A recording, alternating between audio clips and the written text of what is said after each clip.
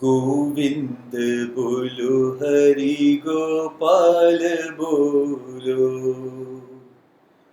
गोविंद बोलो हरि गोपाल बोलो। गोविंद बोलो हरि गोपाल बोलो। राधा रमण हरि गोविंद बोलो।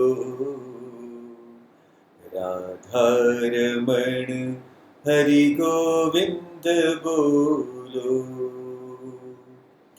गोविंद बोलो हरि गोपाल बोलो। राधा रमण हरि गोविंद बोलो। राधा रमण हरि गोविंद बोलो।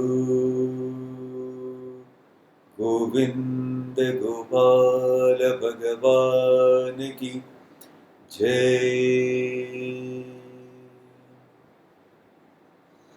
ओम श्री गणेशाय नमः।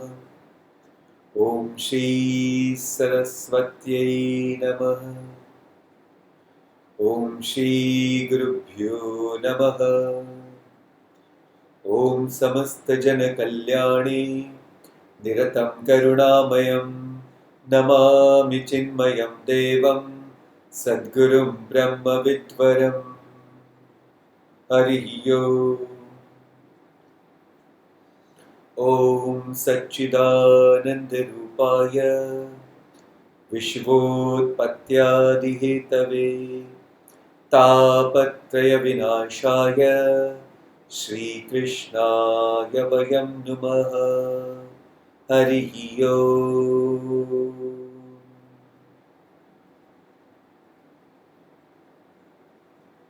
Hari Om and welcome everyone for today's सत्संग। आज के तत्वबोध इस सत्संग में सभी का बहुत बहुत स्वागत है।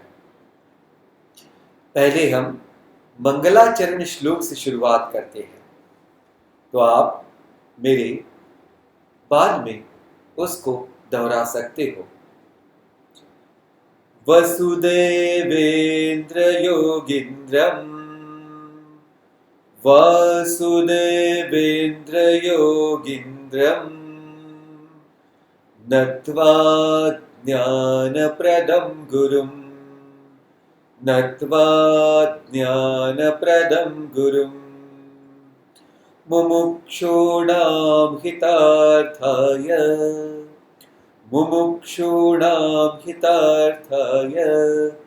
तत्त्वबोधो विधीयते तत्त्वबोधो विधीयते। तो दो सेशंस हमने देखे हैं, यानी दो सेशंस में हमने तत्वबोध की पढ़ाई शुरू की है। दो सेशंस हो गए हैं। पहले सेशन में हमने इंट्रोडक्शन देखी और फिर दूसरे सेशन में हमने देखा कि जीवन में अगर कोई भी गोल क्यों ना हो, उस गोल को पाने के लिए, यानी उस लक्ष्य को पाने के लिए चार चीजें बहुत जरूरी है। चार चीजें बहुत जरूरी है, यानी 4 steps to reach to your goal. चार सोपान बहुत जरूरी है टू रीच हमारे लक्ष्य तक पहुंचने के लिए। तो पहला है अधिकारी, तो इसको हमने ध्यान से देखा था। दूसरा है विषय, सब्जेक्ट। तीसरा है प्रयोजनम और चौथा है वह संबंध। तो ये आप चार सोपान, जो भी आपका गोल है, उस गोल में आप इसको लगाओ और आपको पता चलेगा कि आप वेयर डू यू स्टैंड, यानी आपका रियली कौन सा एक जबरदस्त ऐसा ताकत है, या आप उस चीज को करने काबिल है या नहीं, या आपको 4 स्टेप से पता चल जाएगा। तो अधिकारी हमने देखा कि कैसा होना चाहिए अधिकारी, तो जिसको उस सत्य को जानने की बहुत ऐसी उत्कट इच्छा चाहिए, भगवान को जानने की उत्कट इच्छा चाहिए। वैसे ही आप जगत में भी देखो कि जब तक कुछ पाने की उत्कट इच्छा निर्माण नहीं होती तब तक तो कोई कुछ करता नहीं है, या नहीं? यस। तो कुछ पाने की उत्कट इच्छा उस व्यक्ति में अगर है तो वो व्यक्ति उस क्षेत्र का अधिकारी बन जाता है, राइट? तो दूसरी बात है विषय। विषय यानी कौन से सब्जेक्ट यानी कौन से चीज को हम पाना चाहते हैं। तो जैसे हम अगर सत्य को पाना चाहते हैं तो उसका विषय है आत्मविद्या। और एक उदाहरण के स्तर पर अगर किसी को इंजीनियर बनना है समझो, तो उसके लिए सब्जेक्ट कौन से हैं? Mathematics, physics and chemistry. These are the main important subjects.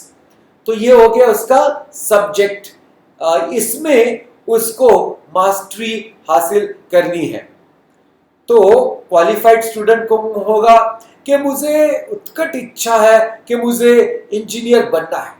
फिर ये सब्जेक्ट, बेसिक सब्जेक्ट मैंने बताया, ये सब्जेक्ट है। प्रयोजन क्या है कि मुझे बहुत अच्छा इंजीनियर बन करके फैक्ट्री लगानी है, तो फैक्ट्री का प्रयोजन हो गया। और संबंध क्या है? अगर उत्कट इच्छा जिसके भी मन में है, जिस चीज के बारे में ऐसा व्यक्ति अगर उस क्षेत्र के विषय को ठीक से समझे, उसकी पढ़ाई ठीक से करे, तो जिसका प्रयोजन जो है, यानी अभी इस इंजीनियर व्यक्ति का प्रयोजन छोटी फैक्ट्री खोलने का है, तो फिर वो प्रयोजन सिद्ध हो सकता है। तो संबंध क्या हो गया कि जो व्यक्ति में उत्कट इच्छा है उस साध्य को पाने की, तो वो विषय को पूरी तरह से ग्रहण करके उसे पा सकता है। वैसे ही अगर सत्य को पाना है तो आत्मविद्या, तत्वबोध यानी आत्मविद्या, the knowledge of the self, इसको पाना बहुत जरूरी है ताकि we can experience complete freedom, यानी संपूर्ण हम अपने जीवन में स्वतंत्र ऐसा हमारा मन और उसमें कोई भी तरह का बंधन नहीं, ऐसे मन, ऐसे हमारा जीवन होगा। अभी जब मैं बंधन कहता हूं तो कोई साधारण बंधन मत समझ लेना ये बहुत जरूरी चीज है। तो जब शास्त्रीय ऐसे संभाषण में जब बंधन ये शब्द आता है तो वो कोई ग्रॉस तरीके का नहीं होता है। ग्रॉस यानी स्थूल, जैसे किसी ने किसी को बांध दिया, किससे? तो बोले रस्सी से बांध दिया या चेन से बांध दिया। तो अगर किसी को चेन से बांध दिया तो वो क्या हो जाएगा? वो एकदम स्थूल ऐसा बंधन हो जाएगा, स्थूल। बट कोई अगर अपने एक हैबिट यानी कोई आदत से बंधा हुआ है और वो आदत उसकी बहुत परेशान कर रही है उसको, तो देखो ये हो गया सूक्ष्म बंधन कि वो उस व्यक्ति को, जैसे कुछ एडिक्ट लोग होते हैं तो वो एडिक्शन उनका बंधन बन जाता है कि ये करने के सिवाय अगर ये किया नहीं तो वो कुछ भी जीवन में नहीं कर सकते हैं। ऐसे एडिक्शन बंधन हो जाता है। तो मैंने सिर्फ बंधन को समझाने के लिए ये उदाहरण दिया था। तो ये हमने देखा कि हमारे गोल तक, हमारे लक्ष्य तक पहुंचने के लिए 4 सोपान जरूरी है। अधिकारी, विषय, फिर प्रयोजनम और संबंध। ये चार चीजें अगर हमको पता चल गई, हम इसके लिए तैयार हो गए, तो हमारे आगे का रास्ता खुल गया। तो देखते हैं आगे का रास्ता क्या है। तो हमारे भगवान शंकराचार्य जी कह रहे हैं हम सबको, कहते अभी देखिए, साधन चतुष्टय संपन्न अधिकारिणाम मोक्ष साधन भूतम तत्व विवेक प्रकारम वक्ष्यामः। वक्ष्यामः यानी अभी हम वर्णन करने वाले हैं। अभी हम क्या वर्णन करने वाले हैं? अभी देखिए कि हम करने वाले वर्णन वो चीज के जिस चीज से अधिकारी को प्रयोजन तक पहुंचते आएगा। अधिकारी व्यक्ति को प्रयोजन साफल्य यानी उसका प्रयोजन सफल हो जाएगा। साधन चतुष्टय संपन्न अधिकारी, तो अधिकारी कैसा है?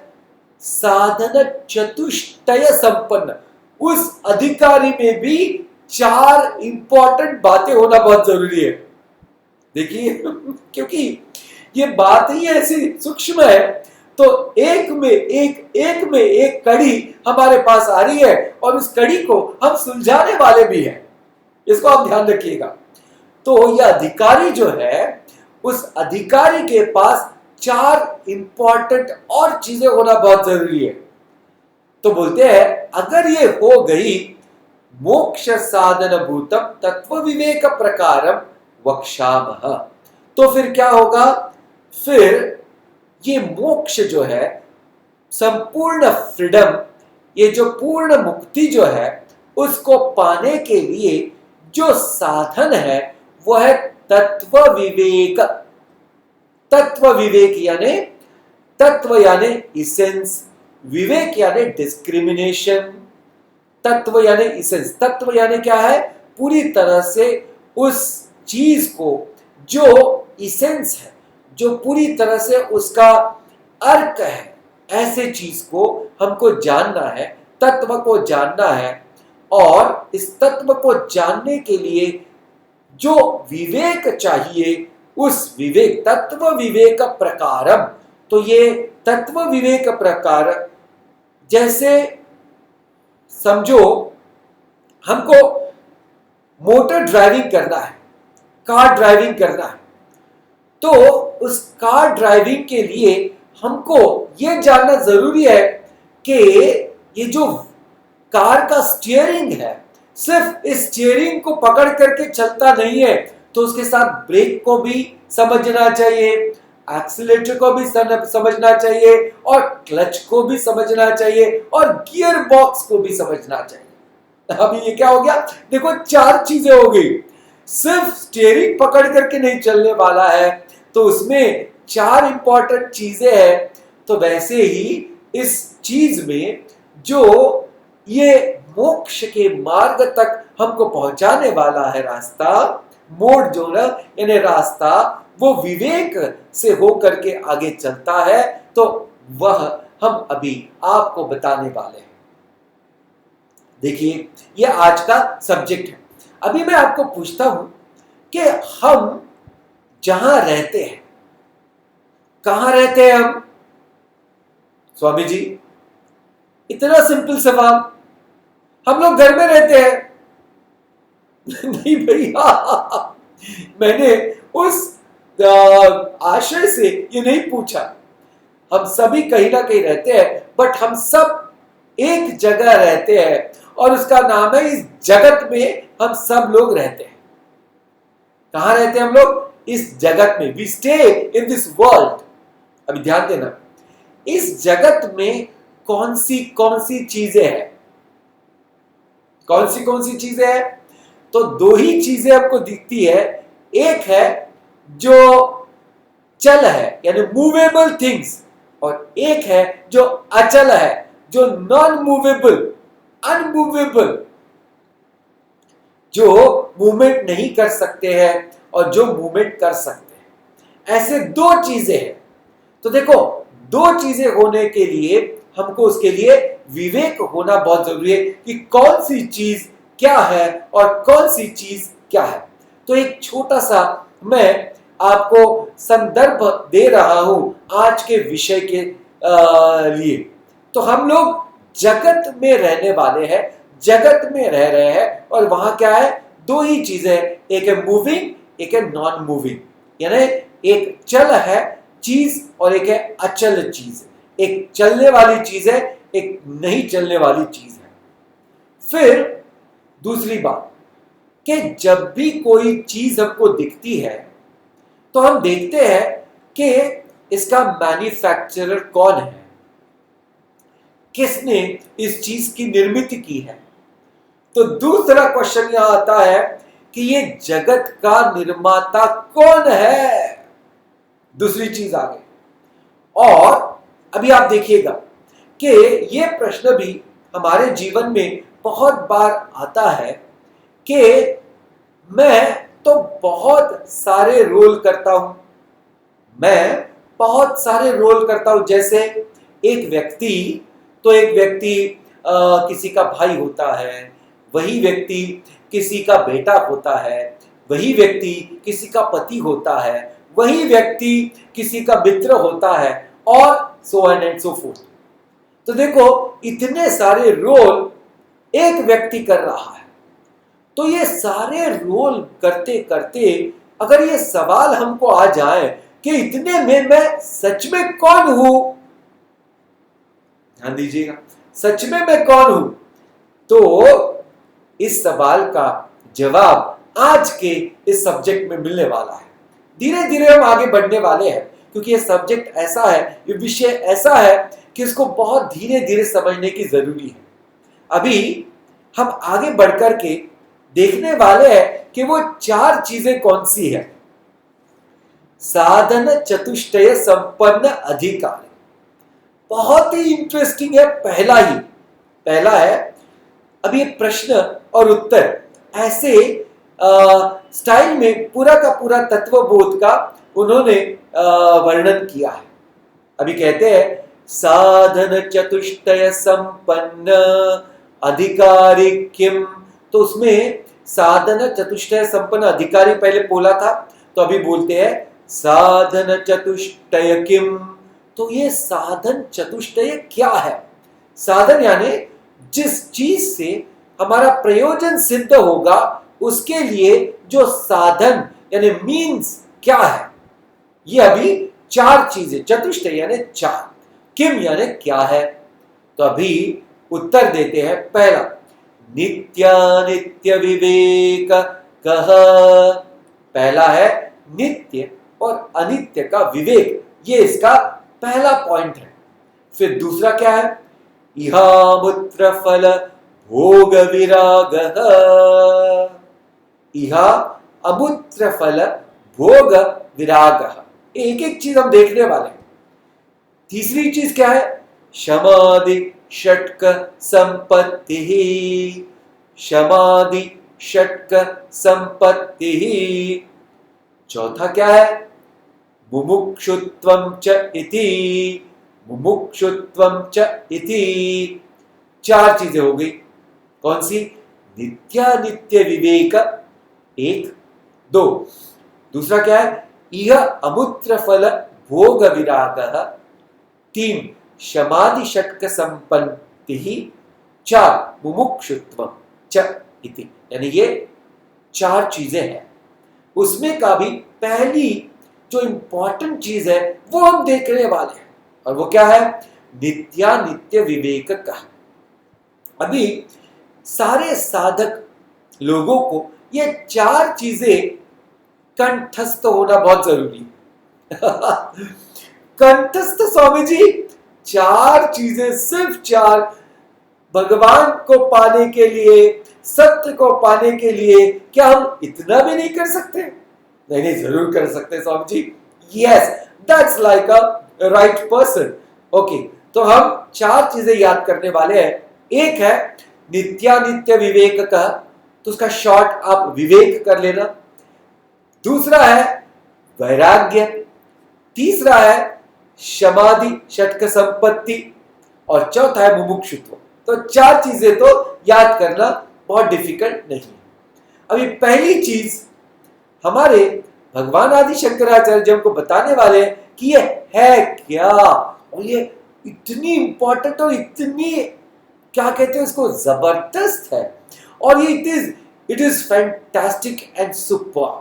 मैं सिर्फ उसको ऐसे ही नहीं बोल रहा हूं, अभी आप देखना कि ये जानने के बाद कितने सारे जो ताले बैठे थे इस दिमाग पर वो खुल जाएंगे, बिल्कुल खुल जाएंगे, और आप एकदम ऐसे अलग ही एक विश्व में पहुंच जाओगे। ध्यान देना, पहली बात, नित्य नित्य विवेक कह, प्रश्न पूछा कि ये नित्य अनित्य जो विवेक है वो क्या है। प्रश्न और उत्तर। अभी उत्तर है, नित्य वस्तु एकम ब्रह्म, नित्य वस्तु एकम ब्रह्म, तद व्यतिरिक्तम सर्वम अनित्यम, तद व्यतिरिक्तम सर्वम अनित्यम, अयमेव नित्यानित्य वस्तु विवेकः। अयमेव यानी this is as it is. तो ये है नित्यानित्य वस्तु एव। अभी धीरे धीरे एक एक बात हम समझेंगे। पहले बोला नित्य वस्तु एकम ब्रह्म, तद व्यतिरिक्तम सर्वम अनित्यम, अयमेव नित्यानित्य वस्तु विवेकः।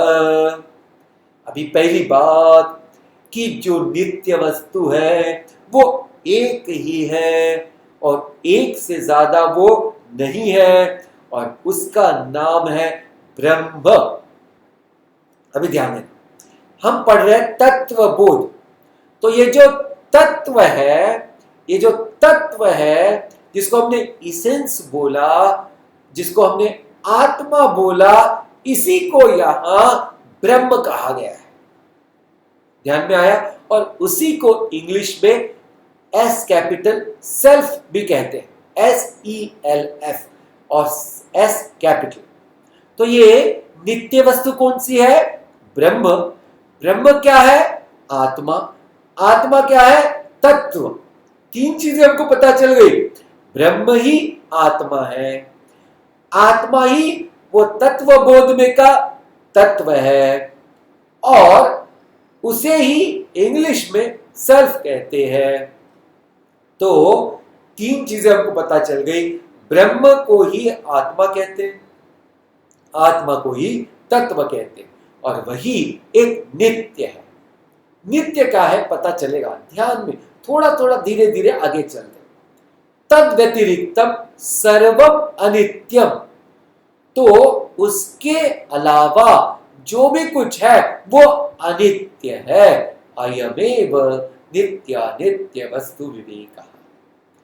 तो अभी आप ध्यान देना कि एक चीज नित्य है और बाकी सब अनित्य है। ये नित्य चीज क्या है?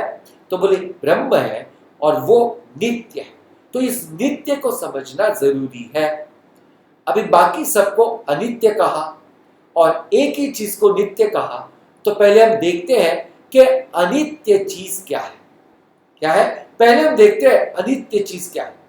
तो अनित्य वेदांत में किसको कहते हैं कि देखो जो अभी है, देखो यहां ये है, लेकिन ये बदलते रहता है। इसका जो भी स्ट्रक्चर है वो बदलते रहता है, यानी उसके बदलने की जो प्रक्रिया है वो बहुत स्लो हो सकती है, लेकिन बदलता जरूर है। जैसे ये छोटे छोटे पौधे यहां हैं, ये दिखते तो जरूर है यहां बढ़िया बढ़िया, लेकिन वो भी बदल रहे हैं। उसके छोटे छोटे पत्ते आते हैं, पत्ते बड़े होते हैं, और फिर वो पत्ते मुरझा जाते हैं, गिर जाते, फिर दूसरे पत्ते आते हैं। अभी देखो क्या हो गया कि वो बदल रहा है। अभी ध्यान देना, हमारे भारतवर्ष में बहुत सुंदर वातावरण इसलिए है क्योंकि हमारे यहाँ तीन बढ़िया सीजन है। एक है जो बरसात का सीजन है, बारिश का सीजन, और वो जो अभी चल ही रहा है, बस अभी खत्म होने पर ही है। दूसरा बारिश का सीजन जब खत्म होता है तो बहुत प्यारी प्यारी ऐसी सर्दी यानी ठंड आ जाती है, और पूछो मत, ये दिल्ली में तो पहले साल जब मैं यहाँ दिल्ली में आया था, so it was a very tough to manage the cold, but now I enjoy it very much. Okay, तो एक बारिश के सीजन के बाद ठंडी का सीजन आता है और फिर 4 महीने 5 महीने वो बढ़िया ऐसे सीजन रहता है, फिर वो भी बदल जाता है और फिर ग्रीष्म ऋतु, अरे बड़ा ही गर्मी का ऐसा सीजन आता है और सूर्य भगवान ऐसे ऐसे ऐसे तपते हैं कि पूछो मत, पानी पानी करके छोड़ते हैं। अच्छा, तो ये 3 सीजन हो गए, एक के बाद बदलते रहते हैं, रुकता नहीं है। तो जो बदल रहा है उसको कहते हैं नित्य। ध्यान में आ गया? हाँ जी। अभी देखो, और मैं एक बात बता देता हूं, एक दिन में 4 प्रहर होती है, सुबह की प्रहर, दोपहर की प्रहर, संध्या का प्रहर और रात का प्रहर। 4 देखो, एक सुबह हुई, दोपहर हुई, संध्या हुई और रात हुई, और सब बदल रहा है।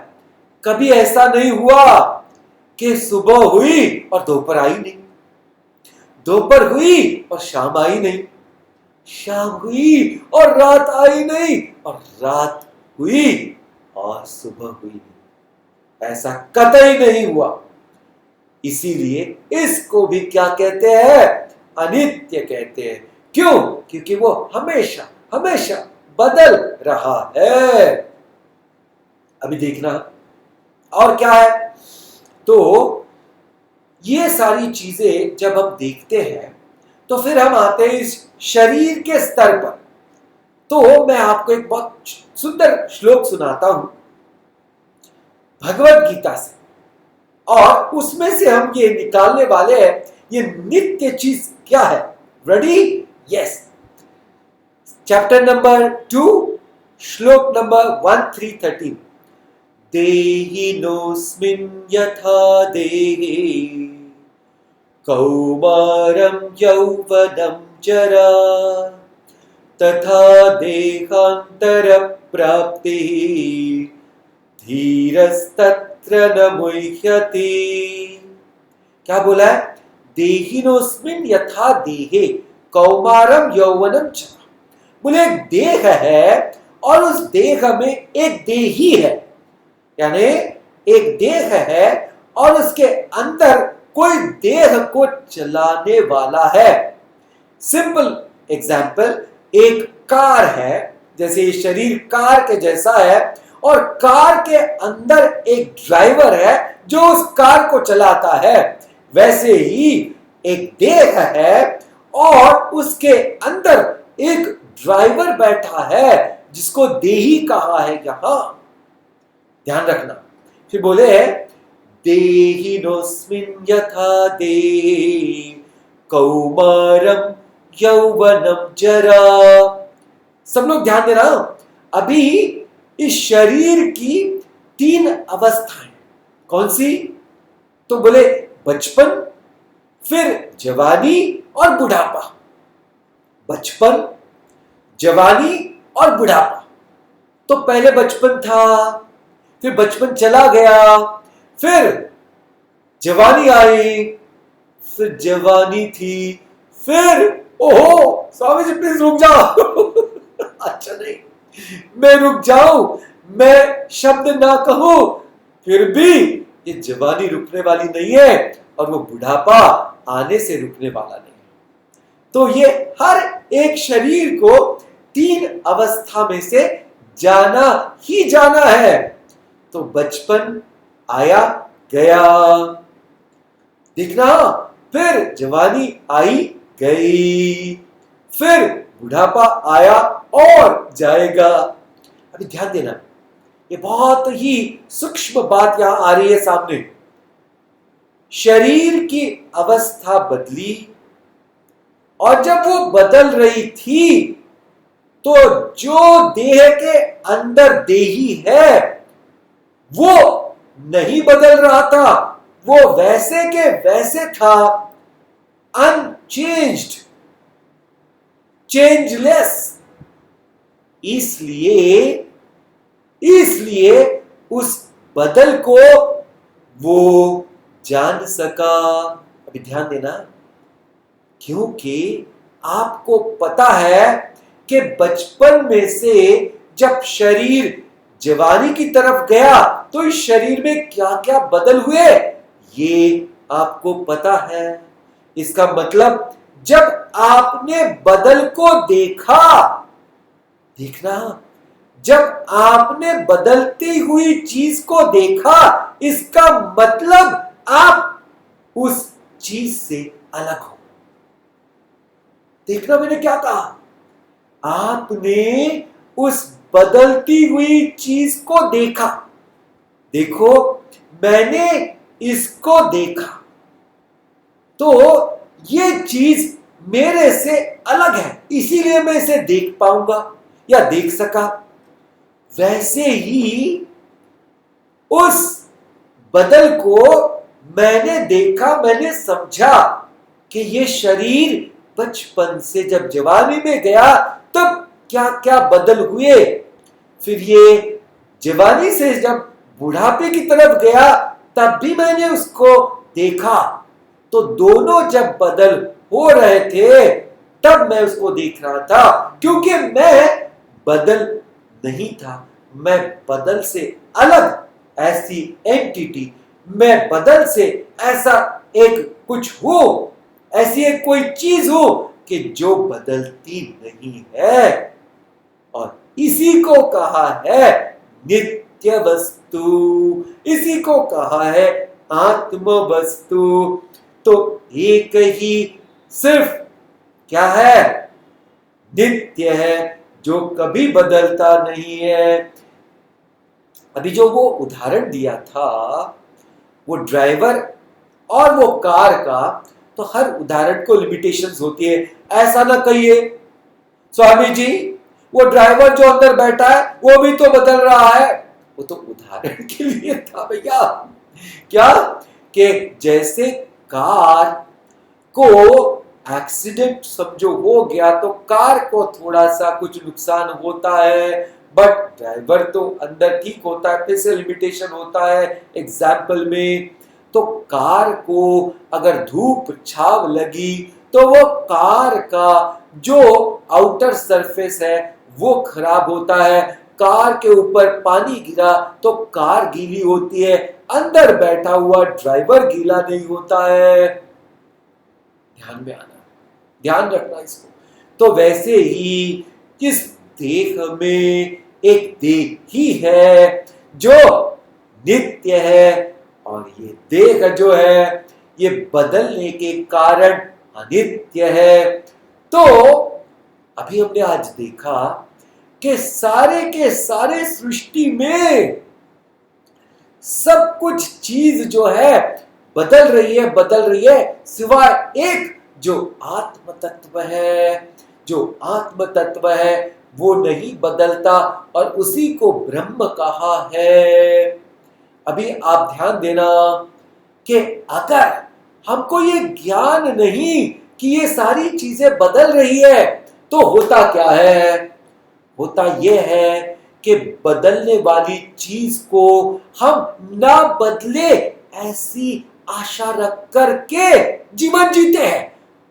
ध्यान देना, जो व्यक्ति ये गलती करेगा कि बदलने वाली चीज को न बदले ऐसी आशा रख करके जो जीवन जिएगा, उसके जीवन में क्या होगा?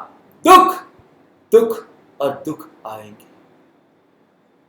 क्यों? क्योंकि उसकी आशा टूटेगी, और जब आशा टूटती है तो दुख होता है। तो पहले देखो, अज्ञानता से इस व्यक्ति ने किसी चीज को परमानेंट समझ लिया जो इम्परमानेंट है, जो टेम्पररी है। तो टेम्पररी चीज से हमको परमानेंट कुछ कैसे मिल सकता है? Point to be noted. क्या बात है! अभी I am coming to the very important point. देखो कि जो व्यक्ति कहता है कि मुझे ये दुख हुआ, तो उसने एक बात की थी कि उसने अनित्य से कुछ बड़ी आशा रखी थी, और ये अनित्य तो हमेशा बदलते रहता है। अभी प्रैक्टिकल बातें हम लोग बोलते हैं, अरे देखो ये व्यक्ति ना पहले तो ऐसा नहीं था, ये बदल गया। अरे भैया, एक सवाल पूछो अपने आप से कि क्या सिर्फ वो व्यक्ति बदल रहा है? क्या आप नहीं बदले हो? क्या आपका शरीर नहीं बदला? कभी बदला। क्या आपका मन नहीं बदल रहा है? बदल रहा है। आप ध्यान देना कि अगर मेरा ही मन बदल रहा है, मेरे ही मन पर मेरा बहुत संयम नहीं है, तो हम किसी अन्य व्यक्ति को कैसे कह सकते हैं कि पहले ये ऐसा था, ये बदल गया? अरे भैया, हर एक चीज बदल रही है और बदलने वाली ही है। तो जिस व्यक्ति को ये विवेक डिस्क्रिमिनेशन पता चल जाता है कि इस जगत में जो भी चर और अचर है, सब के सब बदल रहा है, इसलिए मैं बेकार की आशा किसी से न रखूं कि कोई भी मेरे पास हमेशा रहेगा। वो चल वस्तु हो या अचल वस्तु हो, कोई भी हमेशा अपने पास तो रहने वाला है नहीं। अरे क्या बात है! जिसको ये पता चल गया कि झूठी आशा नहीं रखनी है, क्योंकि सब कुछ टेम्पररी है, उस टेम्पररी से permanent security how can I expect? Think. हाँ जी, तो जब ये विवेक हमको मिल जाता है तो आनंद ही आनंद है। क्यों? क्योंकि हम हर चीज को अभी जानते हैं कि ये चीज तो बदलने वाली है, इसलिए उसको वही रखते हैं। देखिए, पैर की जूती को वही रखना पड़ता है, वो कितनी भी महंगी क्यों न हो। वो समझो 20, 25, 50 हजार की क्यों न हो जूती, लेकिन उसको जूते स्टैंड में ही रखा जाता है, उसको सर पर नहीं रखा जाता है। वैसे ही ये सारी बदलती हुई जो चीजें हैं इस जगत में, और ये जगत ही बदलने वाला है, तो इस बदलने वाले जगत से कोई परमानेंट चीज यानी परमानेंट आशा हम नहीं कर सकते हैं। कोई परमानेंट आनंद की प्राप्ति होगी, ये आशा हम नहीं रख सकते हैं, और अगर हमने रखी तो वो आशा ही गलत होगी, वो टूटेगी और वो दुख होगा। किसको? जिसको ये विवेक नहीं है उसको, और जिसको ये विवेक है वो तो जानता ही है कि ये ऐसा होने वाला है, कि बारिश अभी है पर वो जाएगी, और ठंड का सीजन पूरे के पूरे विंटर सीजन आने ही वाला है, पर वो भी जाएगा। इसलिए ये आने वाली चीज और जाने वाली चीज के पीछे बहुत ज्यादा हमने अपने आप को परेशान नहीं करना। आना जाना सब ही तो जाने, कब जाना है कोई न जाने। ये आना और जाना ये तो बस लगा ही रहता है, इसको ध्यान रखिएगा। इसका विवेक होना अत्यंत अनिवार्य है, ताकि हम शांत और मंगलमय जीवन जी सके, और हम झूठी कोई भी आशा किसी भी एक टेम्पररी चीज पर ना लगाएं।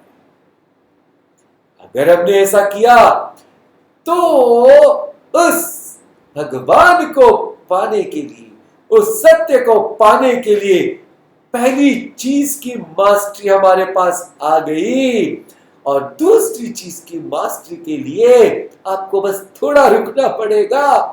We will meet again on next Friday. तब तक के लिए इस बात को ध्यान में रखना, नित्य अनित्य विवेक कहा, नित्य वस्तु एकम ब्रह्म तद व्यतिरिक्तम सर्वम अनित्यम। ये शरीर, उसकी भी अवस्थाएं हैं, पर उसके अंदर जो है वो तो परमानेंट है जी। Thank you for being with us. ये जो विषय है ये बड़ा ही इंटरेस्टिंग है, बड़ा ही रोचक है। तो इसको बस वर्णन करने में भी आनंद आनंद होता है। उम्मीद है कि आप भी आनंद पाएंगे इस विषय को समझ करके, इस विषय को जान करके। सत्यम ज्ञानमनंतम ब्रह्म, सत्यम ज्ञानमनंतम ब्रह्म, सत्यम ब्रह्म ज्ञानम ब्रह्म अनंतम ब्रह्म, सत्यम ज्ञानम अनंतम ब्रह्म। ओम पूर्णमद पूर्णमिदं पूर्णात् पूर्णमुदच्यते पूर्णस्य पूर्णमादाय पूर्णमेवावशिष्यते। ओम शांति शांति शांति। हरि ओम। श्री गुरुभ्यो नमः। हरि ओम। Thank you for being with us. आप सभी का बहुत बहुत धन्यवाद जो आप हमारे साथ इस सत्संग में साथ थे। और आपको एक छोटी सी विनती है कि आपके सगे संबंधी और जो लाइक माइंडेड आपके फ्रेंड्स हैं उनको आप ये वीडियो लिंक भेज सकते हो ताकि उनके जीवन में भी सदा मंगल आनंद रह सके। जय हो। हरि ओम।